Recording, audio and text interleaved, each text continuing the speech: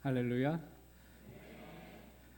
참 사랑하고 이렇게 존경하는 우리 박은성 목사님, 그리고 늘 어머니와 같은 사랑으로 저희를 품어주시는 동원교회 온 성도님들께 감사를 드리며 이렇게 또 직접 얼굴을 대하니까 너무 기쁘고 감사합니다.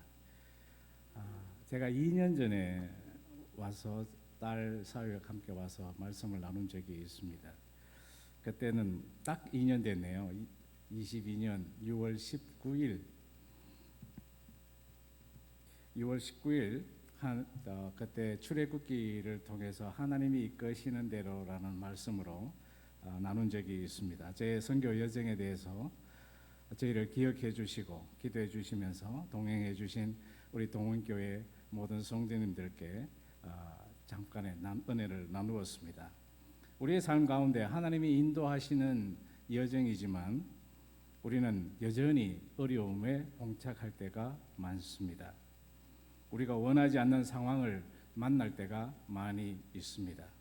그런데 지나고 보면 그 어려움들이 하나님께서 우리에게 주시는 더 큰 복으로 우리가 고백하는 순간이 있음을 기억합니다. 참으로 많은 시간이 흘렀지만 2022년도에는 제가 그때는 참 더 많은 어려움이 개인적으로는 있었던 시간이었습니다. 제 개인적으로 또 가정적으로 선교적으로 어려움이 있었는데 그때 오자마자 여기서 이제 동원교회 저 사정을 잠깐 말씀을 드리고 기도해 주신 덕분에 제가 귀국 인도로 다시 귀국할 수 있는 은혜를 누렸습니다. 사실은 22년 그때 나올 때만 해도 후원하는 교회에서 선교 후원이 중단되어서 이제 제가 26년의 선교 여정을 여기까지인가 보다 하고 정리를 해야 되는가 보다 라는 마음으로 나왔는데 성도님들께서 기도해 주셨고 하나님께서 또 다른 계획이 계셨는지 금방 더 선교에 더 열심히 있는 교회를 만나게 해 주셔서 2달 후에 다시 귀국하는 은혜를 저희들이 누렸습니다. 그때 당시 아마 우리 박은성 목사님 또 여러 장로님들, 선교부 장로님들, 성도님들 되게 오랜 시간 많이 기도해 주신 덕이라고 생각을 합니다. 오늘 잠깐 주일학교 아이들이 예배 드리는 모습을 보면서 교회에 오늘 보니까 할아버지, 할머니, 엄마, 아빠, 아이들까지 온 세대가 예배를 드리는 모습 보니까 너무 기쁘고 즐겁습니다. 우리가 부모된 입장에서 우리 아이가 어떤 앞에 많은 사람들의 앞에 서기만 하는 것으로도 우리는 늘 기쁘고 감격스럽게 또 받아들입니다. 우리 아이들이 참 자랑스럽다 그렇게 생각을 합니다. 또 작은 아이일수록 실수를 하는 것이 그게 실수로 보이지 않고 오히려 더 큰 은혜로 받아들이는 저희 부모님들의 마음이 있습니다. 하나님께서 우리를 바라보실 때 아마 그 마음으로 우리를 보게 됩니다. 부모된 입장에서는 자녀들을 볼 때 우리가 언제나 돌봐줘야 하고 손이 필요한 사람으로 생각하고 나약한 존재로 보지만 하나님께서는 우리에게 우리가 힘이 들 때, 마음이 불편할 때 우리가 평소에는 정말 내가 도와줘야만 하는 존재로 생각했던 그 아이들을 통해서 소망을 받고 위로를 받고 힘을 누리는 경험을 저희들이 하고 있습니다. 선교사들도 마찬가지입니다.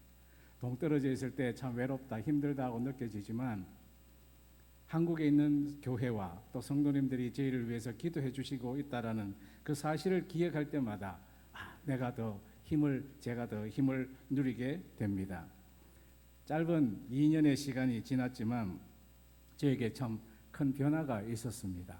제 개인적으로 우리 박은성 목사님이 할아버지가 되셨는데 저도 할아버지가 되었습니다. 저를 통해서 박은성 목사님이 할아버지가 되셨는데 사진 한 장 보여주시겠습니까? 예. 22년 그때만 해도 제가 딸과 사위가 둘만 나와서 결혼을 했으니까 아이를 기다리고 있어서 좀 기도하는 가운데 있었는데 22년 이 교회를 왔다가 한국 들어가면서 인도 귀국하고 선교사들 모임이 있었습니다. 그때 당시에 제가 22년 12월에 선교사들 모임이 있었는데 이제 23년이 다가오니까 제가 제가 두 가지 하나님께 미리 받는 복, 23년에 받을 복을 미리 선포하겠습니다. 하나님이 기뻐하는 제게 누리는 복을 두 가지를 선포하겠습니다라고 이야기를 했습니다. 그 첫째가 제가 아마 할아버지가 될 것 같습니다라고 이야기를 했습니다. 두 번째로는 제가 제 차량을 새 차를 구입하게 될 것 같습니다. 그렇게 감사합니다. 할아버지가 되게 하심을 감사하고 새 차를 가질 수 있게 되어서 감사합니다라고 선교사님들께 선포를 했습니다. 많은 선교사님들이 딸아이가 임신해서요? 그래서 아닙니다. 아직 아닙니다라고 이야기를 했는데 나중에 돌아가서 이야기를 듣다 보니까 제가 선포하는 그때쯤에 제 딸이 아마 하나님이 아이를 선물하신 것 같아요. 그리고 3개월 이내에 아이의 소식을 듣고 또 3개월 이내에 제가 좋은 차를 구입하게 되었습니다. 정말 선교지에서 내 생활이 끝났구나, 여기까지인가 보다라고 생각을 한 그 순간인데 하나님께서 계획하여 주셔서 제 입을 열어서 복을 선포를 하게 하셨는데 그 복을 3개월 안에 확신을 받고 은혜를 받았습니다. 또 두 번째 사진을 한번 보여주시겠습니까? 올해 2024년 제가 딱 이순의 나이가 되었습니다. 우리 한국 나이로는 환갑이라고 하죠. 제가 좀 더 많이 보이실 텐데 많이 놀라셨을 텐데 제가 60밖에 되지 않았습니다. 참 어려운 상황이었다가 2023년도에 제가 이제 선교지의 역할이 이제 그만인가 보다 생각했는데 하나님께서 새롭게 출발할 수 있는 기회를 허락하셨기 때문에 그동안에 제가 26년 동안 했던 사역들에 대한 과정을 하나님께 좀 정리해야 되겠다는 마음으로 여러 가지 이제 과거의 역사도 좀 정리를 하고 앞으로의 계획도 비전도 좀 계획하고 하는 일이 있었습니다. 그것이 조금 일이 커지다 보니까 제가 정리했던 사역들을 인정해 주는 학교가 있어서 그 학교에서 제가 박사 학위를 취득받게 되었습니다. 세 번째가 있는데요. 올해 정말 1년이 가기 전에 하나님께서 저에게 복을 주셨는데 우리 아이가 지난 2년 전에 잠깐 간증을 했습니다. 인도에서 공부를 하다가 이제 대학을 가게 되어서 선교사가 뭐 돈이 많이 없으니까 한국에서 공부했으면 했는데 아이가 한국말에 대한 부담도 있고 문화에 대한 부담도 있다 보니까 한국에서 공부를 하려고 하지 않았습니다. 그래서 결국 선택한 곳이 필리핀이었는데 필리핀 가서 자기는 우리 좋은 마음으로 필리핀 대학을 갔는데 사람들이 생각하는 판단이 달랐습니다. 지금 말씀 잠깐 드렸는데 거기 가서 보니까 너희 아버지는 가짜 선교사라는 말을 듣게 되었죠. 그래서 그 상처로 한국 교회를 완전히 한국 사람과 한국 교회를 완전히 단절하고 5년 동안 한국 사람 만나지도 않고 교회로 나가지 않았습니다. 그러던 중에 이제 부모님에 대한 원망도 있고 하나님에 대한 원망도 있고 여러 가지 불만이 있다 보니까 이제 밤낮으로 저희들에게 이제 하소연을 많이 했습니다. 그래서 굉장히 오랜 시간 동안 저하고 통화를 하면서 굉장히 많은 시간을 통화를 하면서 이제 달래기도 하고 하나님께서 도와주시기를 하기도 하고 정말 마음이 걱정이 되어서 휴대폰 배터리가 다 닳을 때까지 전화기를 붙잡고 눈물로 하소연했던 적이 있습니다. 그런 시간이 지나고 5년이라는 시간이 지나면서 그 아이가 마음이 하나님께서 회복해 주셔서 어느 날 아빠 저에게 그랬습니다. 아빠 이제 한국 교회 나가봐야 될 것 같아요. 그래서 잘 됐구나.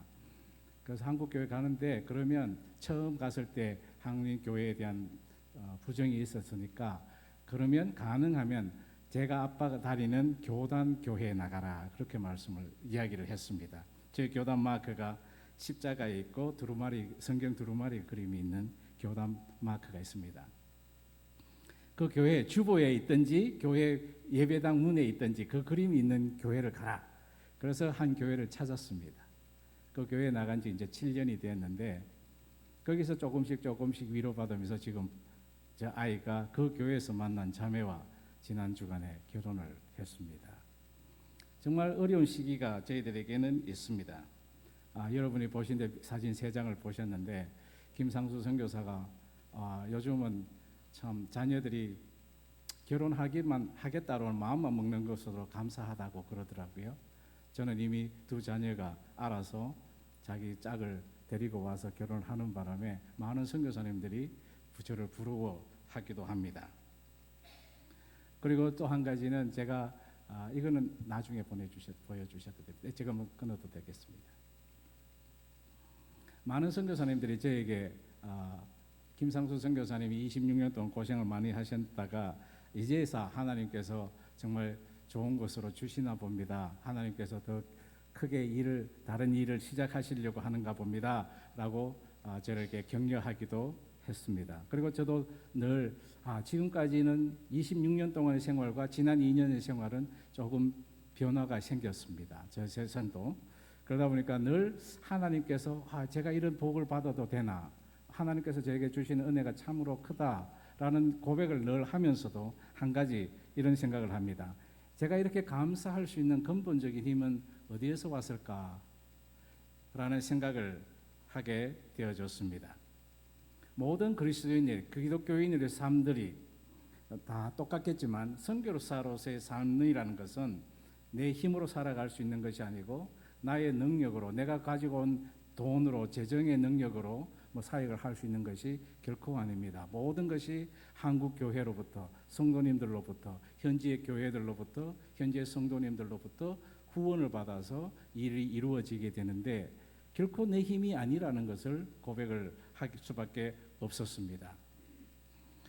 오늘 말씀 읽은 가운데 여호와를 기뻐하라. 그가 내 마음의 소원을 들어주시리라 말씀을 하셨습니다. 여러분은 어느 라인에 밑줄 쫙 하시겠습니까? 여호와를 기뻐하라, 아니면 그가 내 마음의 소원을 들어주시리라의 밑줄 짝입니까? 대부분 우리는 성경을 읽을 때 그가 내 마음의 소원을 들어주리라 여기에 밑줄 쫙 갑니다. 강조색 강에 갑니다. 내 마음의 소원이 이루어졌을 때 정말 내가 여호와를 하나님께 감사하는, 넉넉히 감사하는 마음이 생깁니다. 그런데 내 마음의 소원이 이루어졌을 때 내가 여호와를, 주님을 기뻐한다면 누구나 할 수 있는 일들입니다. 세상에 바깥에 예수 그리스도를 믿지 않는 분, 하나님을 여호와로 믿지 않는 분들도 마찬가지입니다. 자기 마음에 원하는 것이 이루어졌을 때 그 대상 도움을 준 사람에게 기뻐하는 것은 누구나 할 수 있는 일입니다. 미조람에는 수많은 마약 중독자들과 술 중독자들이 굉장히 많이 있습니다. 에이즈 양성자들도 굉장히 많이 있습니다. 이들 가운데에는 사탄을 숭배하는 자들이 많습니다. 공개적으로 나는 사탄을 숭배하는 사람입니다 라고 이야기하는 아이들도 굉장히 많이 있습니다. 내가 왜 그러냐 그랬더니 나는 이상하게 하나님한테 내가 원하는 것을 기도하면 하나님은 절대로 안 들어주신다.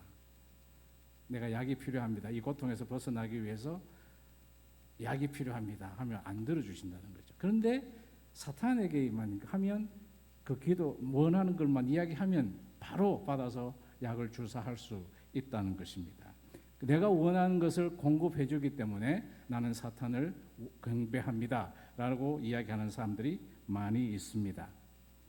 여호와를 기뻐하라는 말이 참으로 쉬운 말인 것 같지만 이 일이 우리의 실생활에서 실현하고 행동으로 할 수 있는 일들은 굉장히 어렵다라는 사실을 알 수가 있습니다. 하나님을 기뻐하는 일이 결코 쉬운 것이 아니라는 사실입니다. 오늘 저는 제 선교제 말씀을 선교 생활을 나누면서 제가 누리는 찾은 감사의 근본적인 원인은 여호와를 기뻐하는 일인데 그 어떻게 하면 여호와를 기뻐할 수 있게 되었는지 말씀을 나누고자 합니다. 여호와를 기뻐하는 일에는 결코 혼자 할 수가 없습니다. 어차피 우리는 하나님 앞에 단독자로 개인적으로 서지만 그렇다고 해서 우리의 믿음을 하나님을 기뻐하는 일은 저 혼자 감당할 수 없다는 사실을 알고 있습니다. 인터넷에 보니까 이런 말이 있더라고요. 빨리 가려면 혼자 가고 멀리 가려면 같이 가라라는 말이 있습니다. 출애굽기 17장의 말씀을 보시면 이스라엘 백성들이 애굽에서 나와서 가나안 땅으로 가는 도중에 르비딤이라는 땅에 도달했을 때 아말렉 사람들이 이스라엘 사람들을 환영하지 않고 이스라엘 사람들을 공격하는 일이 생겼습니다. 전쟁이 일어나게 되어졌습니다. 그때 모세가 했던 행동을 여러분들이 잘 아실 것입니다. 모세가 여호수아에게 사람을 선택해서 전쟁을 하라. 나는 저 산 위에 올라갈 것이다 라고 했습니다. 산 위로 올라가서 손을 들었죠. 그때 모세가 산 위로 올라갈 때 혼자 가지 않고 아론과 훌을 데리고 올라가는 기록이 있습니다. 모세가 그곳에 가는 것, 아론이라는 뜻은 여러분이 아시는 대로 강하다, 강한 사람이라는 뜻이 있습니다. 아론과 훌이라는 사람은 고귀한, 존귀한 사명이라는 뜻을 가진 사람입니다. 불수식의 역할을 할 수 있는 스타트라는 사람 뜻이 있는데, 혼자 하기에는 감당하기 못하는 일들이 우리에게는 굉장히 많이 있습니다. 모세가 그 아말렉과의 전쟁터에 올라갔을 때, 모세가 손을 들었을 때 혼자 이 손을 몇 시까지 들었습니까? 해가 질 때까지 들어야만 했습니다. 모세가 힘이 약해서 손이 떨어지면 이스라엘이 지고 손을 올리면 이스라엘이 이기는 상황이었습니다. 그래서 우리의 그리스도인의 삶들은 혼자 갈 수 없는 것입니다. 누군가가 함께하는 사람이 있어야 합니다. 그것이 아론과 훌이기도 합니다. 제가 힘들었을 때, 여러분은 내 사정을 잘 모르지만 그러나 잊지 않고 미조람을 잊지 않고 기도해 주시는 그 기도의 능력들, 그것이 또래서 동훈교회가 박은성 목사님, 여러 성도님들께서는 저에게는 아론이 되었고 훌이 되어졌습니다. 제가 포기하고 싶을 때, 연약했을 때 여러분 아론과 훌처럼 옆에서 제 손을 붙잡아 주신 분이기도 합니다. 그리고 한 가지 더 생각할 수 있는 것은 여호와를 기뻐하는 일에 있어서는 내가 하나님, 제가 이렇게 강합니다. 제가 이렇게 완벽한 사람입니다. 제가 이렇게 능력이 있는 사람입니다. 라고 말할 필요도 없다라는 것입니다. 하나님 앞에서는 하나님, 제가 이렇게 못난입니다. 제가 능력이 없습니다. 제가 아무것도 할 수 있는 일이 없습니다. 그것을 솔직히 고백하기만 해도 하나님께서는 저를 통해서 역사하신다는 사실입니다. 선교사로서 제가 미조람 처음 갔을 때만 해도 제가 굉장히 나이가 젊었을 때 갔기 때문에 많은 사람들에게 강하게 보이고 싶었습니다. 아주 멋있는 사람으로 보이고 싶었습니다. 돈이 있는 척 보이고 싶었습니다. 그리고 28년 전에만 미조람에 갔을 때만 해도 제가 얼굴이 너무 뽀얗고 인물이 좋았습니다. 지금도 여전히 좋지만 그때도 굉장히 인물이 좋았습니다.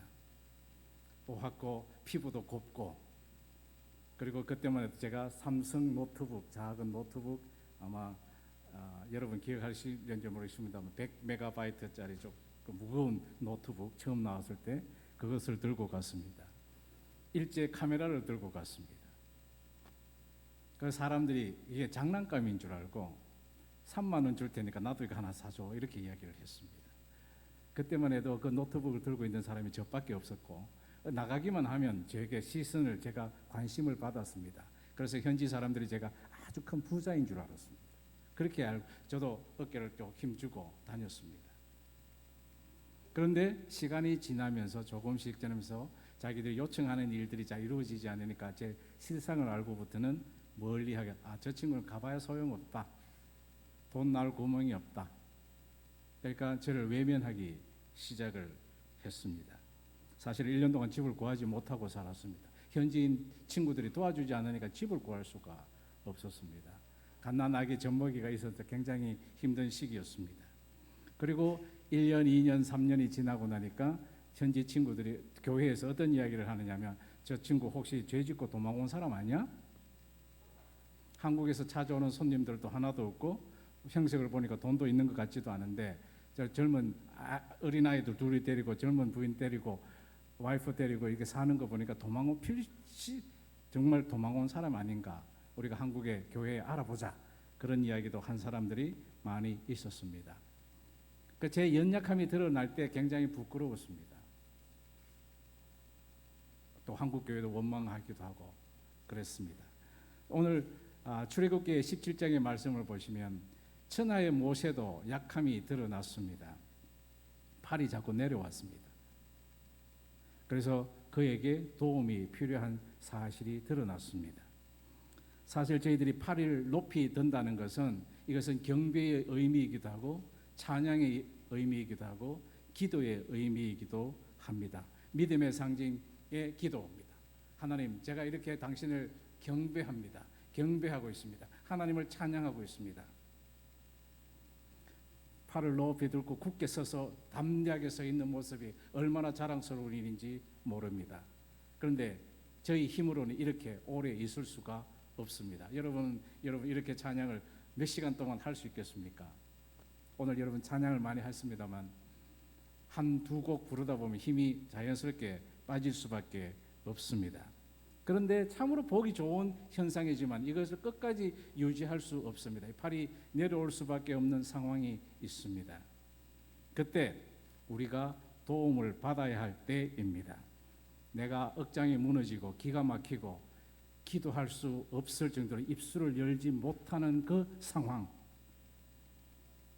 그때가 분명히 저희들에게 옵니다. 그런데 제가 그 기도에 입술을 열지 못할 때 누군가 제 옆에서 저의 입술을 대신해서 기도해 주는 분이 있습니다. 그것이 바로 그런 분들이 바로 여러분인 것입니다. 모세 옆에 아론과 훌이 있었던 것처럼 말입니다. 우리 모두는 아론과 훌이 필요한 사람이기도 하고 저와 여러분 스스로가 아론과 훌이 되어야 하는 사람들입니다. 저에게 늘 도움만 주는 분만 있는 것이 아니고 저 주변을 돌아보면 나에게 도움을 주는 사람들도 많이 있습니다만 세세하게 돌아보면 내 연약한 힘이지만 내 주변에 이 사람의 팔을 내가 도와줘야 되겠다라는 사람이 있을 것입니다. 나는 한편으로는 아론과 훌이 되기도 하고 한편으로는 아론과 훌이 필요한 사람입니다. 그래서 우리는 우리의 문제를 드러내는 것에 대해서 두려워하지 않아야 합니다. 하나님 앞에서는 감추는 것이 없는 것입니다. 선교지에서 가장 유혹거리는 자기 사역을 드러내지 않고 자기 혼자만 알고 있는 것들이 많이 있습니다. 선교사님들에게도 그런 일들이 있습니다. 그러나 드러내는 것, 공개하는 것을 두려워할 필요가 없다는 말씀을 드리고 싶습니다. 하나님께서는 아론과 훌처럼 강하고 고귀한 뜻을 가진 사람을 저에게 붙여주시지만 한편으로는 제가 강하고 존귀한 사람이 되어서 내 주변의 사람을 도울 수 있는 사람의 존재가 필요하다는 것을 보여주십니다. 아무리 작은 힘이지만 하나님께서 쓰시면 큰 역사를 이루시고 계십니다. 오늘 저희 학교 어린아이들 정말 연약하고 우리가 원하는 대로 선생님이 가르치신 대로 안 하지만 우리의 부모의 마음들은 더 큰 감동으로 오고 큰 즐거움으로 오고 또 능력을 받는 것처럼 말입니다. 그리고 한 가지 제가 감사해 할 수 있는 근본적인 힘은 어디에 있었는가?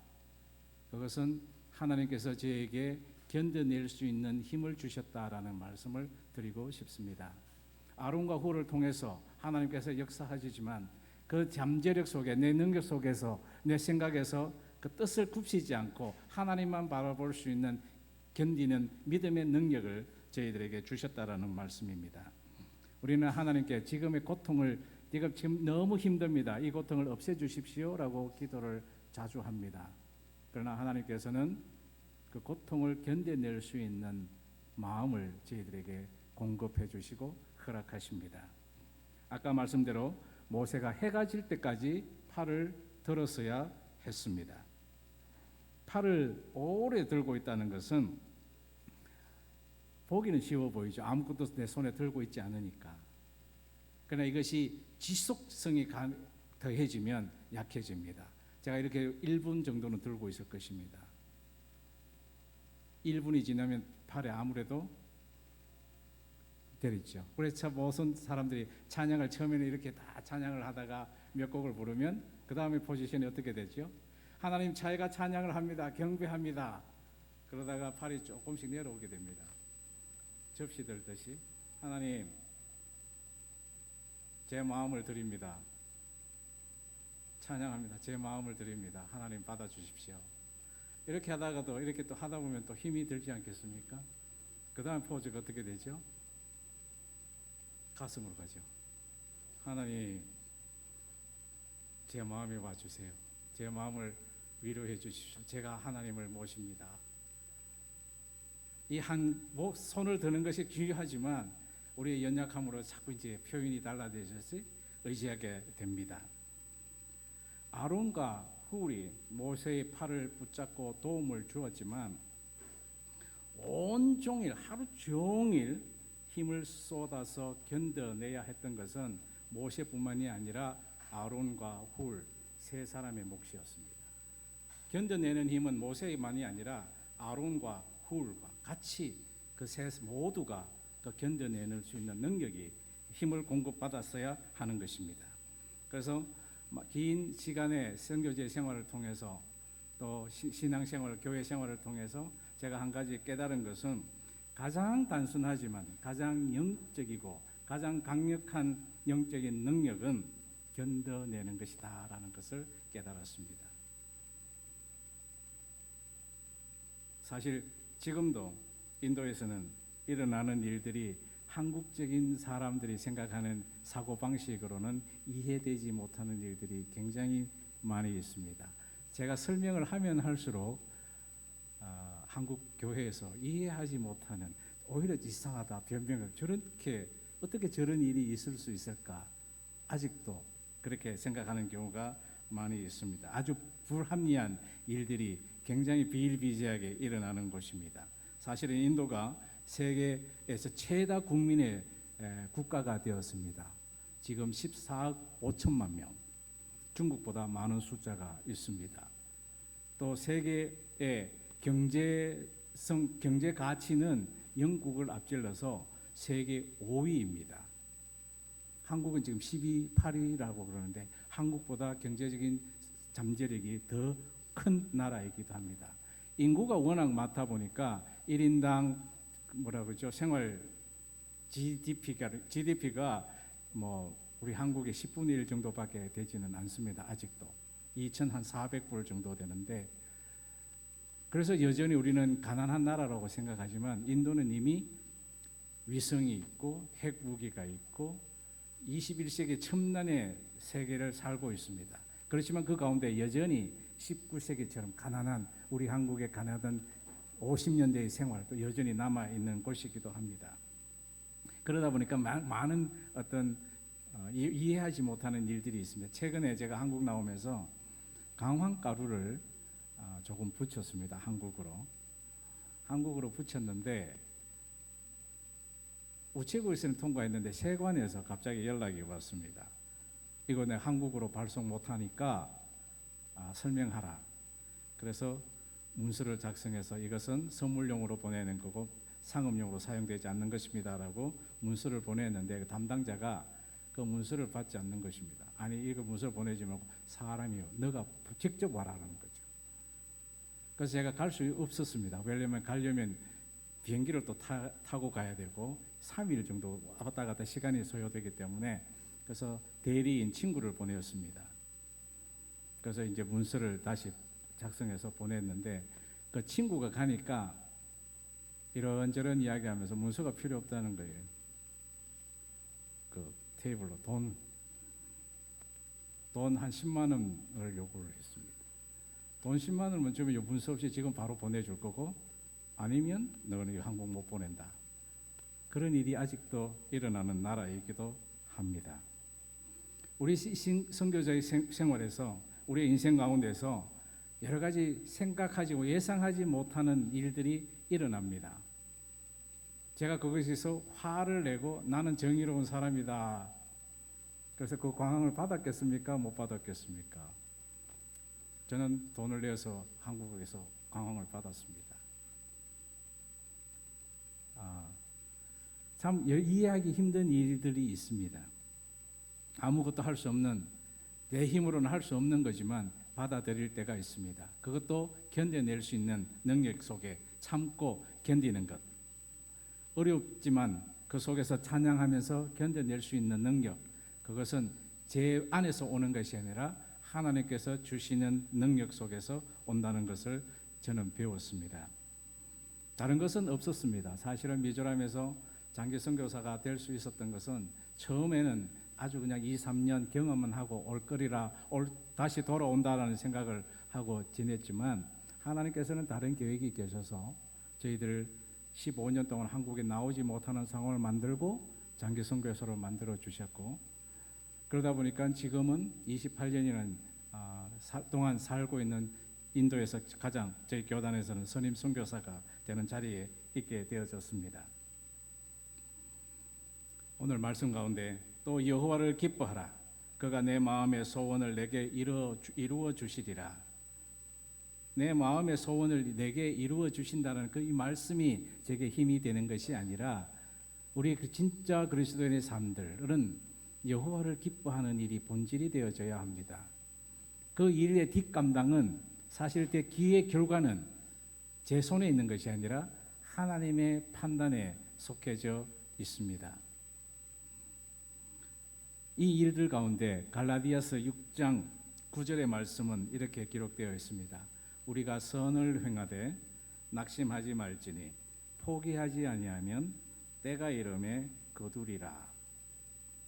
여기에서 여러분이 가장 주목하는 단어가 어디에 있습니까? 선을 행하되 낙심하지 말며 포기하지 아니하면 때가 이름에 거두리라. 우리는 역시 결과물에 익숙합니다. 거둔다는 뜻에 익숙해져 있습니다. 내가 거둬야지, 내가 그 결과물을 생취해야지, 내가 잡아야지라고 하지만 여호와를 기뻐하는 사람은 거두는 사람이 내가 아니라도 좋습니다. 왜냐하면 오늘 우리 말씀을 보니까 믿음의 유산을 남기는 교회와 가정이라고 말씀을 하셨습니다. 우리의 신앙은 우리의 믿음은 자녀들에게 전해지고 있기 때문에 그렇습니다. 아마 동원교회가 온 세대가 같이 예배 드리는 것은 할아버지의 믿음이, 부모님의 믿음이 그 자녀에게도 이루어지기를 바라는 마음일 것입니다. 하나님께서 우리에게 주시는 은혜입니다. 혼자 하는 것이 아니라 아론과 훌을 붙여주시기도 하고 내가 아론과 훌이 되어서 옆에 사람을 도우는 일을 역하게 하십니다. 그러나 내 능력으로서가 아니라 하나님의 능력 통해서, 하나님의 강하심을 통해서, 나의 연약함 속에서 드러나는 하나님의 강함을 통해서 우리에게 견디는 힘을 주신다고 믿습니다. 제가 마지막 사진 한 장 보여주시면 고맙겠습니다. 이게 제가 농장에 있는 지도입니다. 제가 나오기 전에 우리 한국말로 건축하시는 분들이 아실 텐데 땅이 어떻게 생겼는지 건축 제 아들 친구에게 부탁해서 이렇게 측량을 해보았습니다. 그랬더니 실제 땅이 지금 한 12,000평 정도 되고요.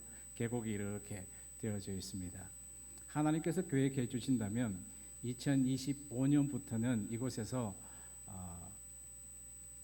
자립형 생활 공동체를 시작을 하려고 준비하고 계획하고 있습니다.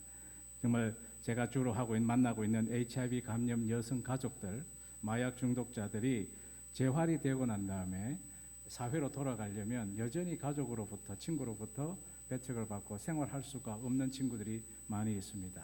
그 친구 몇몇 가정들을 함께 이 농장을 통해서 커피 농장을 하든지 양어장을 만들고 농사를 지으면서 생활하면서 생활 자립 공동체를 시작해야 되겠다는 마음으로 준비를 하고 있습니다. 여러분이 기억나실 때마다 이것을 한번 위해서 기도해 주시면 감사하겠습니다. 기도하겠습니다. 사랑과 자비가